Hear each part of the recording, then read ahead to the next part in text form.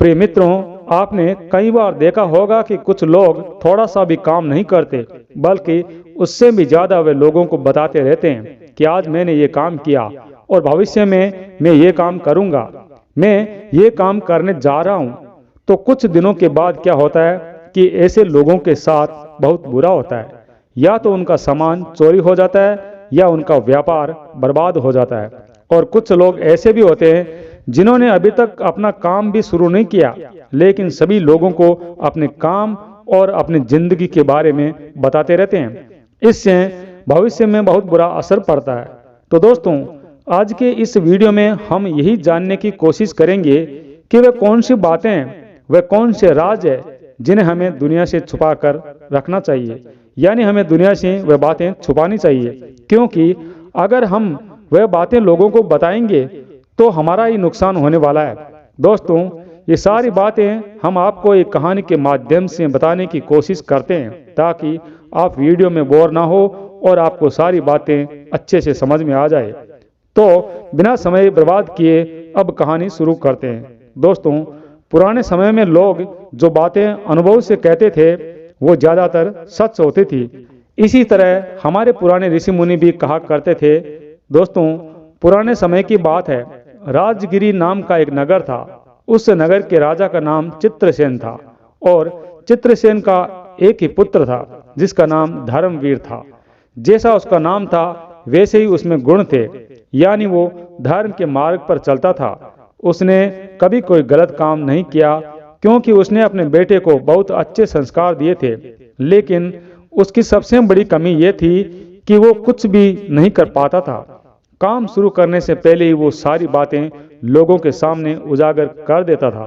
राजा के घर में क्या चल रहा है और क्या होने वाला है, इस बारे में उन्हें बहुत सी बातें पता चल जाती थी।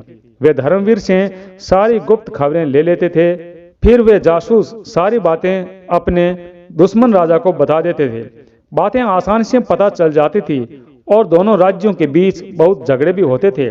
परंतु जब धर्मवीर को पता चला कि इन झगड़ों का कारण वो खुद ही है, तो धर्मवीर बहुत परेशान और गहराई से चिंतित हो जाता है। वह अपने आप को दोषी मानता है। अब वह समझने लगा और इसी कारण उसने लोगों से बात करना भी बंद कर दिया था। दोस्तों, राजा इस बात से बहुत परेशान हो गया। इसलिए राजा धर्मवीर को एक बौद्ध भिक्षु के पास ले गया। राजा ने कहा, हे भिक्षु, आपके चरणों में मेरा और मेरे बेटे का प्रणाम। ये मेरा बेटा धर्मवीर है। अब ये न तो किसी से बात करता है, न ही किसी से बोलता है और न ही इसे किसी पर भरोसा है। वह हर समय गहरी चिंताओं में डूबा रहता है और इसके लिए वह खुद को ही जिम्मेदार मानता है। इसका सबसे बड़ा कारण यह है गुरुवर कि ये शुरू से ही अपनी सारी बातें सभी लोगों को बताता था। इसका मतलब है कि वह अपनी सारी बातें अपने पास नहीं रख पाता था, जिसके कारण लोग बड़ी आसानी से इसका फायदा उठाकर दुश्मन देश को नुकसान पहुंचाने लगे थे। अगर गुप्तचरों को पता चल जाता कि मैं युद्ध के लिए ये रणनीति बना रहा हूं, तो वो जासूस धर्मवीर से सारी बातें पूछ लेते। इस वजह से धर्मवीर को बहुत ग्लानि हो रही थी। गुरुवर, आप मुझे बताने की कृपा करें ताकि मेरा बेटा ठीक हो जाए। गुरुवर, आपकी बहुत कृपा होगी। बौद्ध भिक्षु ने कहा, हे राजन, आप यहाँ से जा सकते हैं। आप अपने बेटे को पूरे 10 दिन के लिए मेरे पास छोड़ दीजिए। आश्रम में हम उसे सही ज्ञान और सही दिशा देंगे और फिर उसमें एक अलग ही बदलाव आएगा। आप देखेंगे कि इन 10 दिनों में उसकी पूरी सोच बदल दी जाएगी।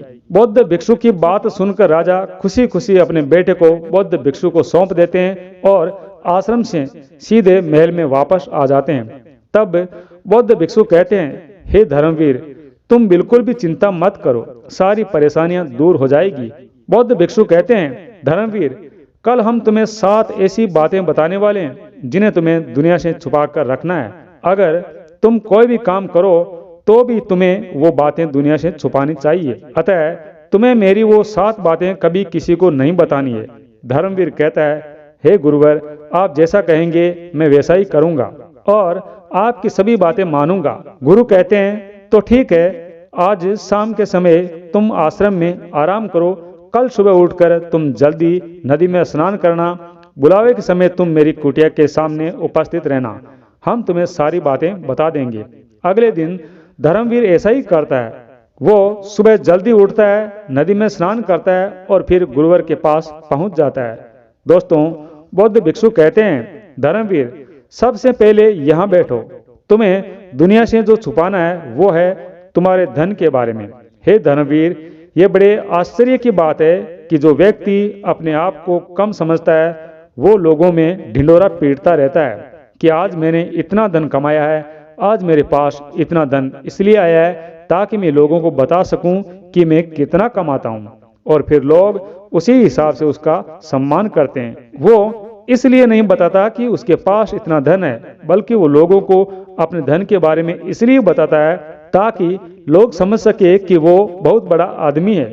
क्योंकि जो व्यक्ति अपने आप को दूसरों से कम समझता है, उतना ही वो छोटी छोटी जगहों पर अपने झूठे धन का प्रचार करता है कि मैं इतना कमाता हूँ, मेरे पास इतना धन है। जबकि धनवान व्यक्ति वास्तव में जिसके पास धन होता है उसे कभी बोलने की जरूरत नहीं है। जिसके पास पैसा नहीं होता है या फिर उसके पास पैसे की कमी होती है, वो ज्यादातर चिल्लाता रहता है कि आज उसने इतने पैसे कमाए और उसने आज इतने लोगों को दान किया है। वो ये सब इसलिए करता है ताकि लोग उसे सम्मान दे, क्योंकि अंदर से वो सम्मान का भूखा होता है और उसे लगता है कि उसकी सम्मान की भूख तभी पूरी होगी जब वो अपने धन का झूठा प्रचार करेगा। बौद्ध भिक्षु कहते हैं कि कुछ चालाक लोग ऐसे लोगों से खूब फायदा उठाते हैं। जिस व्यक्ति से आप अपने पैसों की शिकायत कर रहे हैं वो आपके घर में चोरी भी करवा सकता है। तो जान लीजिए, एक तो आपके पास पैसा नहीं है और दूसरा जब आपके घर में चोरी हो जाती है, अगर ऐसा हुआ तो पैसों की और भी ज्यादा कमी हो जाएगी। और कभी कभी ऐसा होता है कि कुछ चालाक लोग आपकी हैसियत को समझ लेते हैं और फिर वो उससे उसी हिसाब से बात करते हैं, क्योंकि उन्होंने आपकी हैसियत का अंदाजा लगा लिया होता है और आपने ही ये बात कह दी कि आप इतना कमाते हैं, आपके पास इतना पैसा है और आप इतना दान भी करते हैं। तो बौद्ध भिक्षु कहते हैं कि हे धर्मवीर, आपने कई लोगों को देखा होगा कि वो अपने पैसों को लेकर बहुत घमंड दिखाते हैं और बहुत अहंकार दिखाते हैं, क्योंकि उनके पास इतना पैसा है, वो इतने अमीर है। ऐसे में क्या होता है कि उनका अहंकार बहुत ज्यादा बढ़ जाता है, और जब अहंकार बहुत ज्यादा बढ़ जाता है तो वो पैसों की इज्जत भी नहीं करते। और एक बात तो सच है, जब आप पैसों की इज्जत नहीं करेंगे, साथ ही अगर आप किसी इंसान की भी इज्जत नहीं करते तो वो आपकी इज्जत कैसे करेगा? अगर आप उसकी इज्जत करेंगे तो वो भी आपकी इज्जत करेगा। आप ये सोच रहे होंगे कि पैसे के बिना तो कोई जीवन नहीं होता, क्योंकि आपकी ऊर्जा ही ये सब काम करवाएगी। अगर आपकी ऊर्जा अहंकार में बदल गई है तो आप सही निर्णय नहीं ले पाएंगे, और जब आप किसी तथ्य पर सही निर्णय नहीं लेंगे तो भविष्य में आपके साथ कुछ भी बुरा हो सकता है, या ऐसा भी हो सकता है कि आपका निर्णय गलत हो। और ये सब तभी होगा जब आप अपने पैसों को लेकर अहंकारी हो जाएंगे, और इस बर्बादी के पीछे का कारण अहंकार ही है, क्योंकि अहंकार के कारण ही व्यक्ति की सोच और समझ धीरे धीरे कम होने लगती है। इसलिए हे धर्मवीर, तुम जो भी करो अपने धन के बारे में कभी किसी व्यक्ति को मत बताना और इस पर ज्यादा घमंड भी मत करना। बौद्ध भिक्षु कहते हैं, धर्मवीर, दूसरी बात जो तुम्हें दुनिया से छुपा कर रखनी है वो है अपने प्रेम के बारे में। बौद्ध भिक्षु कहते हैं कि हे धर्मवीर, अब तुम्हारी शिक्षा भी आश्रम से बहुत समय पहले हो चुकी है और अब तुम बड़े भी हो रहे हो और तुम राजा के घराने से ताल्लुक रखते हो। भविष्य में तुम्हारी शादी भी होगी। मान लीजिए आपको किसी लड़के से प्रेम हो गया है, तो इस बात को कभी दुनिया के सामने मत रखना, क्योंकि ये सुनकर आपके प्रेम को कोई भी स्वीकार नहीं करेगा और ना ही लोग ये बर्दाश्त करेंगे कि आप बहुत खुश हैं। इसलिए कभी भी अपने प्रेम के बारे में लोगों को मत बताना, वरना लोग आपके और जिससे आप प्रेम करते हैं उनके बीच मतभेद पैदा करने की कोशिश करेंगे। वो आपके रिश्ते को खराब करने और उसे तोड़ने की कोशिश करेंगे। इस संसार में बहुत कम धार्मिक लोग हैं जो आपके बारे में अच्छा सोचेंगे। इसीलिए कभी भी गलती से भी अपने प्रेम के बारे में किसी को मत बताना, क्योंकि इससे आपका रिश्ता जल्दी टूट जाएगा। बौद्ध भिक्षु कहते हैं, हे धर्मवीर, तीसरी बात जो तुम्हें किसी से नहीं बतानी है वो है अपनी रणनीतियां। तुम्हें अपनी रणनीतियों के बारे में दुनिया से छुपाना है।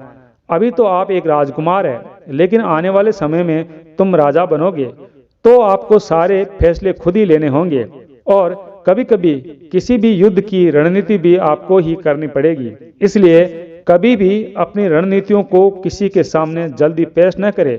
लोगों को ये ना बताएं कि आप क्या करने जा रहे हैं, क्योंकि अगर आपकी रणनीतियों के बारे में लोगों को पहले से ही पता चल गया तो लोग सतर्क हो जाएंगे और आपको भविष्य में काफी नुकसान हो सकता है। मान लीजिए आप किसी को अपना खास मानते हैं और उसे अपनी सारी बातें बताते हैं और वह आपकी बातों को अपनी रणनीतियों का हिस्सा बना लेता है और जाकर दुश्मन देश के सैनिकों को इसके बारे में बता दे, तो वह आपको बहुत आसानी से हरा सकते हैं।